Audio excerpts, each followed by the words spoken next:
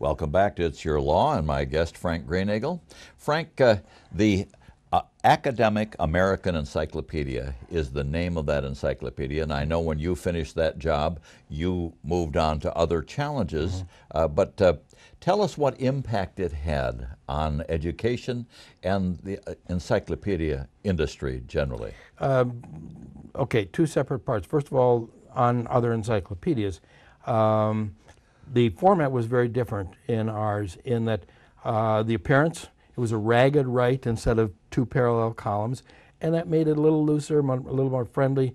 We have many, many more illustrations and so on. And so immediately, meaning within 2 or 3 years, World Book came out with a book that looked very similar down to the typeface, the fonts, and the appearance, and a lot more illustrations. They also did one other thing. In previous editions of World Book, there was no article that started with the letters SEX. On the contrary, we treated it very candidly. There were articles in there that a couple girls in the office said, "Woo, this article is alone worth the price of the encyclopedia."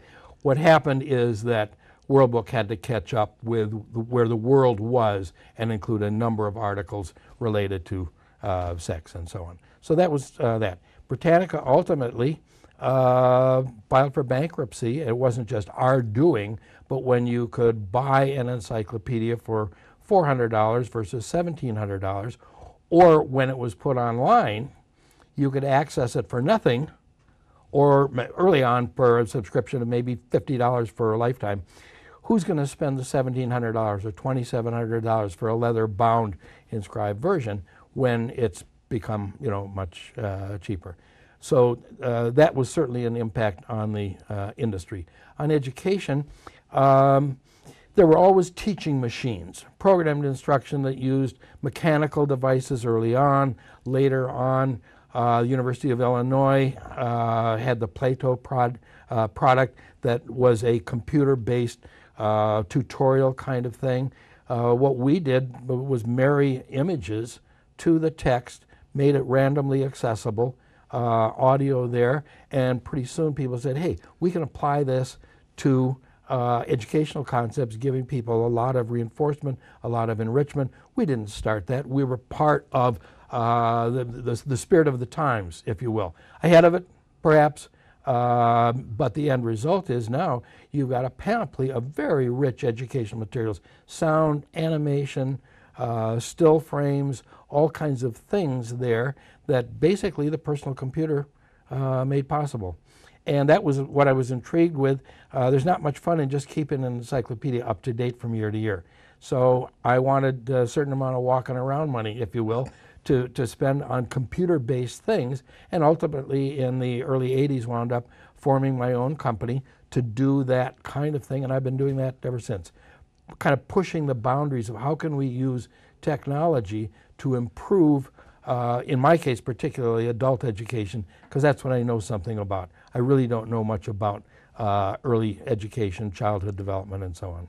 And to this day, you use computers to teach, for example, in the gaming industry. Yes, we work with a large number of the casinos there on their compliance efforts on Title 31 and the Patriot Act to make sure that all employees are trained and in compliance with the anti-money laundering bills. We use it in sexual harassment training. We use it in wrongful discharge, preventing certain kinds of employment activities there. So it's used a great deal now by us in our work, particularly in the gaming industry.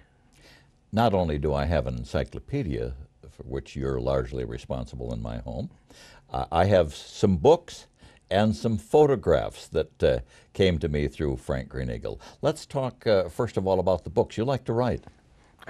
Obviously, read and write, and started with again, taking pictures, and then pretty soon I said, well, I need to know something about it. Well, once I knew something about it, I need to communicate it to others, okay? And then started writing maybe just a little blurb, little brochure or something, and that expanded, and 5 or 6 years ago, I published, Rutgers University Press published a book on the old churches of New Jersey, my photographs, my text. Got that done, and I said, you know, that's only 200 and some out of the roughly 1,200 churches, old churches, that existed in the state. So I said, I've got another almost 1,000 to do, and I've been working on that for the last, excuse me, the last 8 years. And of course, New Jersey, as we people here in the Midwest are quick to forget, is much older than this part of the country. And so when I'm fortunate enough to travel out east to visit you, it's interesting how old everything is. There are, I think, something like 200 churches built before the American Revolution that still exist in New Jersey. Many of them have been altered almost beyond recognition. Many of them are basically in pristine shape, except in some cases they've added electricity. Some cases they haven't even added that. They hold services once a year, twice a year, with the old kerosene lamps or whale oil lamps in remarkable shape. So it's a photographer's delight there. You essentially have the history of American religious architecture in one state. All of the styles in America, with the exception of the Southwest adobe, are represented with pretty good examples. No great churches, or very few, but a wonderful range of American architecture. 20 years ago, approximately, you stopped and paid a visit. You had some business in Milwaukee. You had a half a day, and I had about a half a day, so we couldn't exactly go up north and do whitewater canoeing. But I knew of a place within a half hour of my home, and I said, there's a place where we can shoot the breeze and maybe have a can of beer and talk about old times, and put a canoe in, and all of a sudden, Frank is saying, wait, stop, no, back up, do this. And I thought, what are you talking about? I mean, this is a dull, slow stream of which we have at least 1 million miles of streams in this state that are prettier. And then a month later, you sent me the photographs. And if I didn't know where they came from, I would never have believed it. You've certainly got an eye for what will make into a picture. Well, you think in the photographic idiom after a while. It's not just a snapshot. You're looking for basic composition, line, form, color, those kinds of things. And I saw stuff there. It may be a bare stump of a tree. It may be some grass and a reflection in the water or whatever. But there were a number of things there. What I most remember from that was not the photographs, but we didn't have two vehicles there. And so when we got to the end, we're out on the highway hitchhiking. I hadn't hitchhiked ever in my life before, and here I am with somebody who's run for district attorney in the county, and he's out hitchhiking. And we got a guy who was able to take us as far as the first bar, and you were confident that we could get another ride out of the bar, which we did.